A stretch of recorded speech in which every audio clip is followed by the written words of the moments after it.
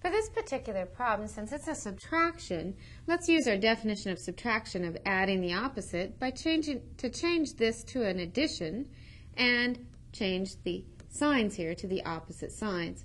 So we'll go addition and change the signs all the way across the numerator of our second rational expression. Now, we need to figure out what the common denominator is. To do that, we need to factor our denominators. This particular denominator here factors into x plus 2 times x plus 3. The numerator right now will stay at a 2x. The second denominator factors into x plus 3 times x minus 1. The numerator of negative x minus 1 we will keep the same for now. Now we need to figure out what is one of the rational expressions missing that the other one has in the denominator.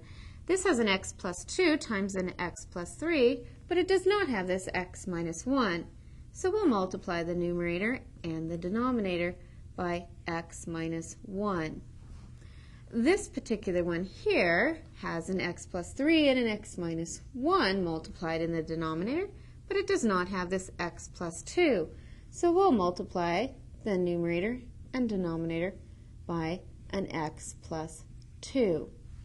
We now must multiply our numerators before we can add. So if you distribute your 2x, that'll give you a 2x squared minus 2x.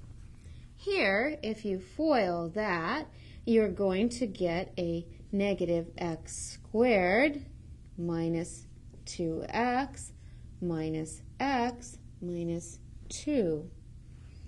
All of that is over our common denominator, which has an x plus 2, an x plus 3, and an x minus 1, all multiplied together. We now can combine our like terms. 2x squared can combine with the negative x squared to get a positive x squared.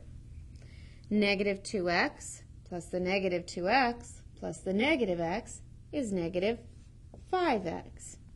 And we have our negative 2 on the end. That is over our entire denominator of x plus 2 times x plus 3 times x minus 1. We would want to see if we could factor the numerator and cancel with anything in the denominator, but this numerator is not factorable. So your final solution is exactly what we have there of x squared minus 5x minus 2 all over x plus 2 times x plus 3 times x minus 1.